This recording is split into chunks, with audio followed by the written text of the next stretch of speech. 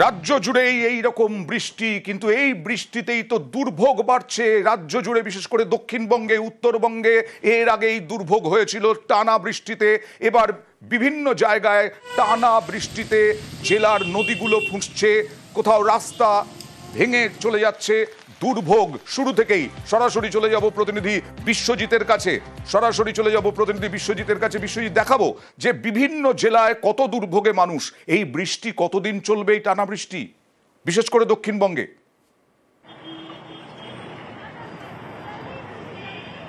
দেখো, দক্ষিণবঙ্গে আজও ভারী থেকে অতি ভারী বৃষ্টি, প্রবল বৃষ্টির আশঙ্কা রয়েছে। আর এই যে ভারী এবং অতি ভারী বৃষ্টি সেই পশ্চিমের দিকের জেলাগুলিতে মূলত বেশি থাকবে। পশ্চিম মেদিনীপুর, ঝাড়গ্রাম, পশ্চিম বর্ধমান, বাঁকুড়া, পুরুলিয়া, এই জেলাগুলিতে অতি ভারী বৃষ্টির সম্ভাবনা যেমন রয়েছে, তেমনি ভারী বৃষ্টির সম্ভাবনা কিন্তু হুগলি সহ পূর্ব মেদিনীপুর থেকে শুরু করে বিভিন্ন জেলাতে রয়েছে। শুধুমাত্র তার মানে দুর্ভোগ কমার কোনো সম্ভাবনা এখনই নেই। আমি একটু উত্তরবঙ্গে চলে যেতে চাই। উত্তরবঙ্গে কি পরিস্থিতি হবে কতদিন?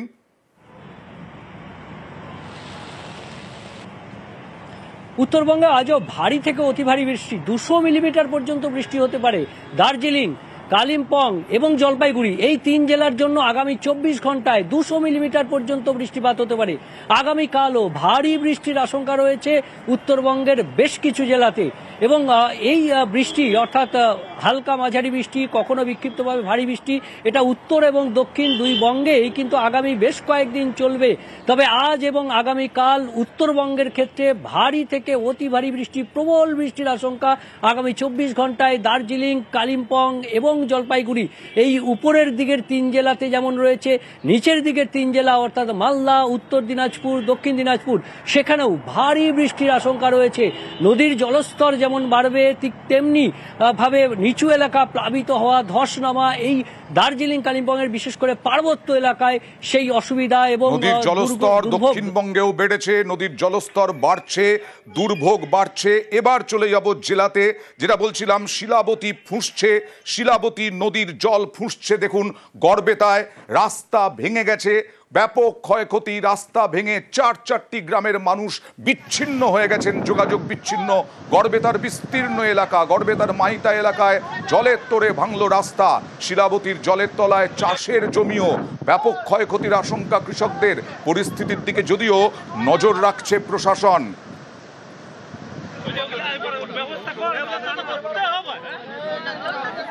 কথা বলবো, সরাসরি চলে যাচ্ছি শোভনের কাছে। শোভন, কি অবস্থা? এখানে রাস্তা ভেসে যাচ্ছে দেখতে পাচ্ছি মোটামুটি ভাবে। দেখো আনন্দা, এখানে যে গড়বেতার যে পরিস্থিতি খুবই কিন্তু ভয়ানক পরিস্থিতির আকার নিয়েছে। কারণ হচ্ছে গত 2-3 দিন ধরে ঝাড়গ্রাম, বাঁকুড়া, পুরুলিয়া এসব এলাকায় যে অতি ভারী বৃষ্টি হয়েছে, সেই বৃষ্টির ফলেই কিন্তু শিলাবতী নদীর জল কিন্তু বিপদসীমার উপর দিয়ে বইছে, যার ফলেই কিন্তু এই গড়বেতার বিভিন্ন এলাকা কিন্তু জলমগ্ন হয়েছে।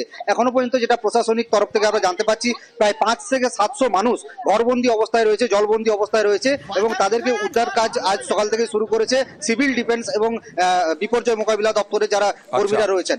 পাশাপাশি এই এলাকায় একটি কিন্তু রাজ্য সড়ক জলের তোড়ে ভেসে গিয়েছে, যার ফলে কিন্তু মেদিনীপুর বাঁকুড়ার যোগাযোগ বিচ্ছিন্ন হয়ে পড়েছে।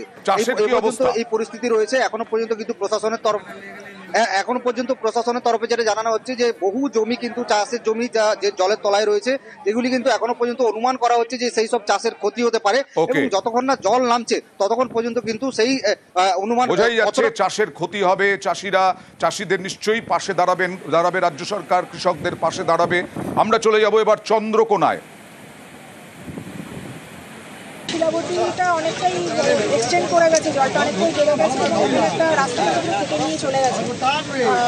নিয়ারবাই 1-2 গ্রামের মানুষ কিছুটা আটকা পড়ে রয়েছে। কিছু জনকে উদ্ধার করা গেছে, তাদেরকে স্কুলে আমরা রেখেছি উদ্ধার করে, কিন্তু কিছু লোক এখনো ওখানে আটকা পড়ে রয়েছে, যাদেরকে স্পিড বোটের ব্যবস্থা করছি। স্পিড বোটে করে তাদেরকে নিয়ে আসা প্রচেষ্টা চলছে।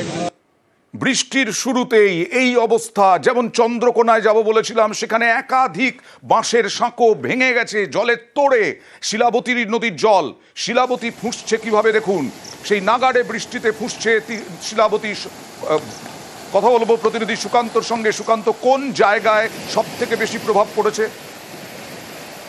দেখা যাচ্ছে চন্দ্রকোনা 2 নম্বর ব্লকের মূলত কেশাডাল, কোল্লা এই এলাকাগুলিতে ব্যাপকভাবে প্রভাব পড়েছে। কারণ এই এলাকাগুলির যে বয়ে গিয়েছে শিলাবতী এবং কেঠিয়া নদী, সেই নদী কিন্তু ফুটছে। এক কথায় নদীর জল কিন্তু পাড় ছাপিয়ে যেমন কৃষি জমিতে ঢুকে পড়েছে, তেমন এক এক জায়গাতে কিন্তু যাতায়াতের যে পারাপারের বাঁশের সাঁকো, সেই সাঁকোগুলি ভেঙে বিচ্ছিন্ন হয়ে গিয়েছে যোগাযোগ। অপরদিকে কিন্তু কেশাডাল এলাকায় একটি শিলাবতী নদীর বাঁধ, সেখানে কিন্তু ধস নিয়েছে। অর্থাৎ এলাকার মানুষ তারা কিন্তু হাত লাগিয়েছে এই ধস মেরামতির জন্য। তারা বলছেন যে এই বাঁধ যদি ভেঙে যায় বেশ কয়েকটি গ্রাম কিন্তু প্লাবিত হয়ে যেতে পারে। এক কথায় কিন্তু কয়েকদিনের নিম্নচাপের বৃষ্টিতে সেই বৃষ্টি কিন্তু উপরের দিকে, অর্থাৎ বাঁকুড়ার সংলগ্ন এলাকার যে বৃষ্টি, সেই বৃষ্টির জল বয়ে আসছে। কিন্তু এই দুর্ভোগ তো থামার নয়, এই দুর্ভোগ শেষ হওয়ার নয়। সুকান্ত, তোমাকে জানিয়ে রাখি যে আগামী কয়েকদিন এরকম ভারী অতি ভারী বৃষ্টির পূর্বাভাস আবহাওয়া দপ্তরের।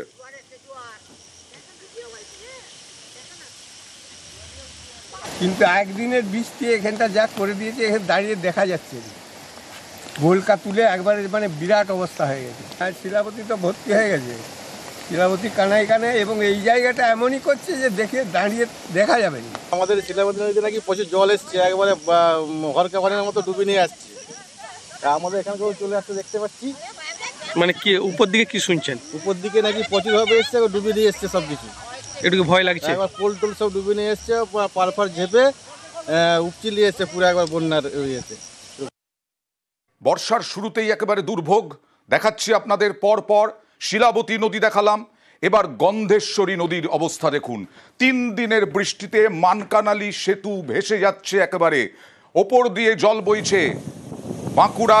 বাঁকুড়ায় এই গন্ধেশ্বরী নদী, মানকানালি সেতুর ওপর দিয়ে জল থই থই, সেতুতে বন্ধ করে দেওয়া হয়েছে যান চলাচল।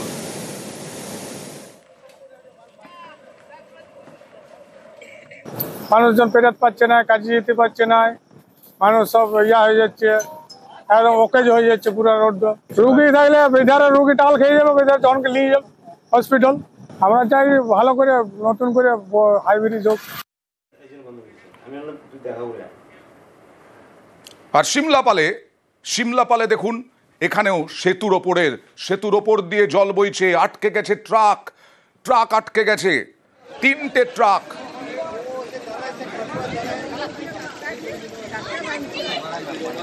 বাঁকুড়ার সিমলাপালের এই অবস্থা। সরাসরি চলে যাব প্রিয়ব্রতর কাছে। প্রিয়ব্রত, কিরকম দুর্ভোগের এখনো পর্যন্ত আশঙ্কা?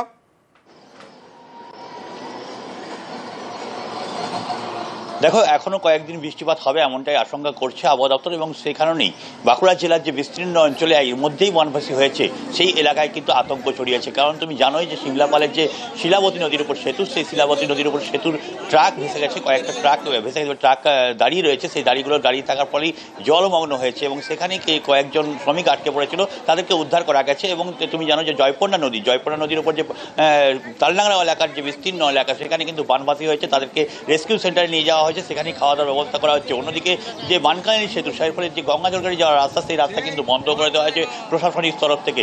বিস্তীর্ণ এলাকার গ্রাম এলাকা যেগুলোতে গৃহবন্দী হয়ে পড়েছে, বাঁকুড়া শহর তার থেকে বাদ নেই। বাঁকুড়া শহরের বিস্তীর্ণ ওয়ার্ড, যেগুলো 4 নম্বর 17 নম্বর ওয়ার্ড, সেখানে কিন্তু বেশ কিছু ঘরবাড়ি, কাঁচা ঘর, সেগুলো ভেঙে পড়েছে। তুমি জানো যে রবীন্দ্রপল্লী এলাকা, সেখানেও কিন্তু গৃহবন্দী হয়েছে মানুষজন। এর পাশাপাশি যে সাহাপুর এলাকা, সেখানে ইলেকট্রিকের তার পড়ে এক মহিলার মৃত্যু হয়েছে। বেশ, জল আছে 20 ফুট 30 ফুট, ব্রিজ থেকে উপরে 5-10 ফুট উপরে আছে জলটা। বেশ কয়েকটা গাড়িও দেখছি ফেসে রয়েছে মাঝখানে। গোটা কত গাড়ি আছে, গোটা পাশে ডুবে গেছে গাড়ি, ছোট হাতিগুলো, আর বড় দেখাচ্ছে মাথাগুলো। আর এখানে দেখুন বিষ্ণুপুরের কি অবস্থা দেখুন। ভেঙে গেছে রাস্তা ভেঙে গেছে, বিভিন্ন জায়গাতেই রাস্তা ভাঙা। সেখানে বিষ্ণুপুরেও রাস্তা ভেঙে গেছে। বাঁকুড়ার বিষ্ণুপুর, 4টে গ্রামের যোগাযোগ বিচ্ছিন্ন, কত মানুষ এফেক্টেড জানবো। সরাসরি চলে যাব প্রতিনিধি দেবব্রতর কাছে। দেবব্রত, একদমই দেখো, বিষ্ণুপুরের আইসবাড়ি সংলগ্ন 3 থেকে 4টি গ্রামের একমাত্র যাতায়াতের রাস্তা ছিল এটা। এই রাস্তায় দীর্ঘদিন ধরেই বেহাল ছিল। প্রশাসনের দ্বারস্থ হয়ে অবশেষে কংক্রিটের একটি সেতু তৈরি করা হচ্ছিল, কিন্তু সেটাও যেমনটা স্থানীয়রা জানাচ্ছেন, সেই সেতু তৈরি করার কাজ সম্পূর্ণ হয়নি। বর্ষার আগে শেষ করতে পারেনি, অস্থায়ী রাস্তা করা হয়েছিল। সেই রাস্তা রীতিমতো কয়েকদিন ধরে টানা বৃষ্টিতে ফলে জল বেড়েছে, জলের ফলে এই রাস্তা ভেঙে গিয়েছে, অর্থাৎ এই গ্রামের যোগাযোগের একেবারেই বিচ্ছিন্ন হয়ে গেছে, বিকল্প কোনো রাস্তা নেই। অর্থাৎ এই পরিস্থিতিতে কেউ মুমূর্ষু রোগী হলে, গ্রামবাসী বিপদে পড়লে তারা কোথা দিয়ে পেরিয়ে আসবে তা কিন্তু ভেবে কুল পাচ্ছেন না। কারণ ভয়ঙ্কর দুর্ভোগ, আর এর মধ্যে তো রাস্তা সারাই করাও সম্ভব নয়। নতুন রাস্তা সেটা ভেঙে চুরে শেষ হয়ে গেল বাঁকুড়ার বিষ্ণুপুরে। এখন পরিস্থিতি বলতে এই যে অস্থায়ী যে ব্রিজ করা রাস্তা করা হয়েছিল তাতে যে বর্ষার ইয়েতে ভেঙে গেছে, আর যে ব্রিজ করছে ব্রিজ অনেক আগেই করার উচিত ছিল। লড়াও করে কাজ করছে, কোনো বেশি লেবার লাগাচ্ছে না, কাজটা দ্রুত গতিতে করছে না। এখন আপাতত 5টা গ্রাম খুবই অসুবিধায় পড়ে আছে। এখন যা পরিস্থিতিতে যোগাযোগ বিচ্ছিন্ন হয়ে গেছে। শিলাবতী ফুঁসছে, গন্ধেশ্বরী ফুঁসছে, দ্বারকেশ্বর নদ ফুঁসছে। বাঁকুড়ার জয়পুরে দেখুন লাইন দিয়ে লরি আটকে আছে। এখানে বালি তুলতে এসেছিল এই লরিগুলি, বালি বোঝাই একাধিক লরি, বালি তুলতে এসে আটকে গেল এই লরি, আর যেতে পারছে না। দামোদর নদও ফুঁসছে। বর্ষার শুরুতেই জায়গায় জায়গায় বিভিন্ন জায়গায় এই রকম দুর্ভোগের ছবি দেখাচ্ছি আমরা। আর জয়রামবাটি মন্দির যাওয়ার রাস্তা দেখাবো। জয়রামবাটি মন্দির যাওয়ার রাস্তাও ভেসে গেছে। রাস্তা কোনটা বোঝাই যাচ্ছে না, স্থানীয়রা রাস্তা বুঝতে পারবেন।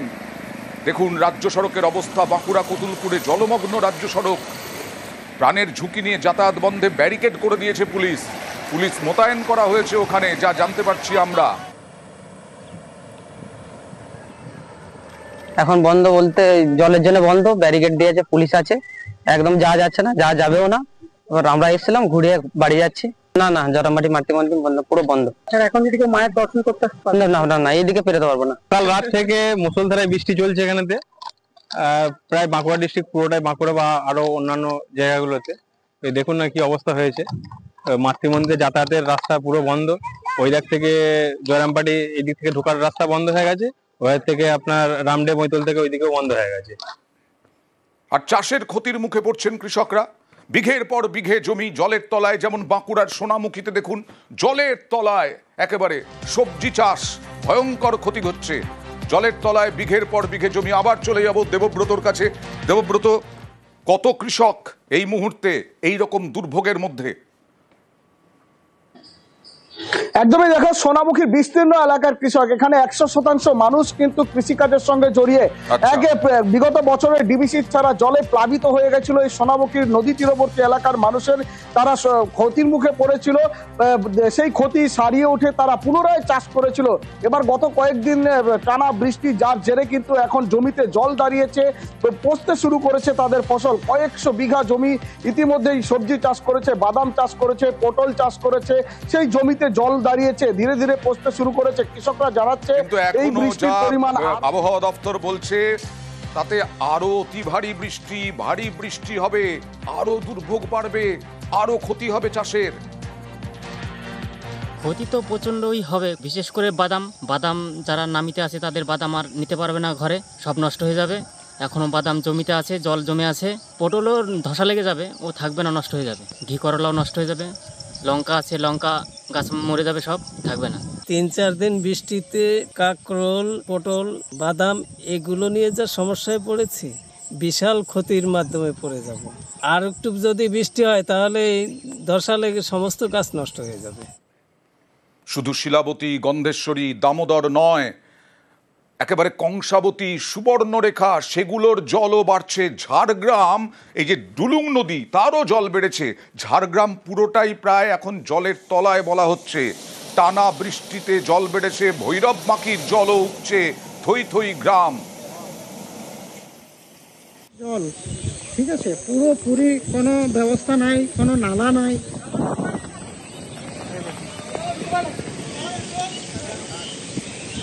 দুদিন ধরে একদম জল বাড়ছে। রাতে লালগড়ের সাথে সম্পূর্ণ যোগাযোগ বন্ধ হয়ে গেছে। এখন কোনো অসুবিধায় কেউ গ্রামের মানুষ পড়লে এখন সম্পূর্ণ বিকল্প কোনো রাস্তা নেই, শোনার মতো কেউ নেই। প্রশাসন এখন কী করছে, কোথাও না দেখলে, আমাদেরকে না দেখলে এখন আমাদের এই অবস্থায় থাকতে হবে। এখনই এই রকম অবস্থা। বর্ষার শুরুতে সরাসরি চলে যাব প্রতিনিধি রাজুর কাছে। রাজু, তুমি যে বৃষ্টির মধ্যে দাঁড়িয়ে আছো, সেই বৃষ্টি অতি ভারী বৃষ্টি আরও চলবে, কি হবে? দেখো অয়নদা, যদি এইভাবে অতি ভারী বৃষ্টি আরো যদি হয় সেক্ষেত্রে বিশেষ করে সুবর্ণরেখা এবং ভৈরববাকি এবং ডুলুং নদী বা কংসাবতী নদীর যে পার্শ্ববর্তী গ্রামগুলি রয়েছে সেখানকার মানুষের সব থেকে বেশি ভোগান্তিতে পড়তে হবে। ইতিমধ্যে ভৈরববাকির জল বাড়াতেই চরম দুর্যোগ দেখা যাচ্ছে, প্রায় 15 থেকে 16টি গ্রামে জলমগ্ন হয়েছে। আরো যদি এভাবে ভারী বৃষ্টি হয় সেক্ষেত্রে এই গ্রামগুলি দ্বীপপুঞ্জে পরিণত হবে, কারণ এদের যোগাযোগ একদম বিচ্ছিন্ন হয়ে যাবে। সেক্ষেত্রে এখন থেকে জেলা প্রশাসনের তরফ থেকে বিশেষ নজরদারি সতর্কতা করা হয়েছে এবং নদীর পার্শ্ববর্তী যে জায়গায় জল বাড়ার কথা রয়েছে সেই সমস্ত জায়গায় লাল সতর্কতা জারি করা হয়েছে জেলা শাসকের তরফ থেকে। এবং জেলা শাসক যেটা জানাচ্ছেন, ডুলুং, কংসাবতী, সুবর্ণরেখা এবং ভৈরববাকি এই নদীর যে পার্শ্ববর্তী গ্রামগুলি রয়েছে বা এই নদী পারাপার করে যে সমস্ত গ্রামে যাওয়া যায় সেই সমস্ত গ্রামে আগে থেকেই সমস্ত রকমের ব্যবস্থা নিচ্ছে জেলা প্রশাসন। নিশ্চয়ই আগে থেকে সতর্ক হলে পরে মানুষের ক্ষয়ক্ষতি অনেক কম হবে।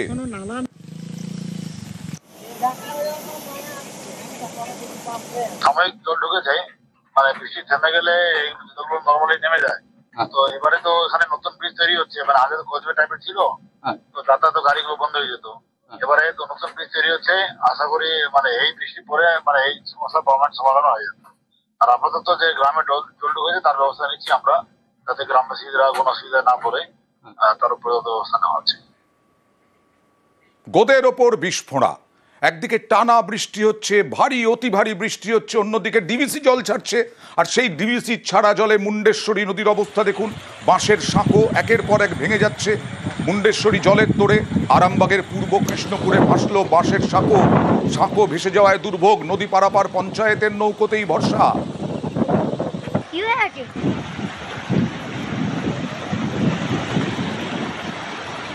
মজবুত যে ব্রিজটা লং বলে এবার ঠিক মজবুত ব্রিজটা হয় না, তাই নিচু হ্যাট ছিল, কিছু পানা এসে আটকে গেছিল। আর জলটা খুব তৈরি ঘরেই বেড়েছে, 7টা থেকে 10টা, 10:30টার মধ্যে জলটা ব্রিজের উপর।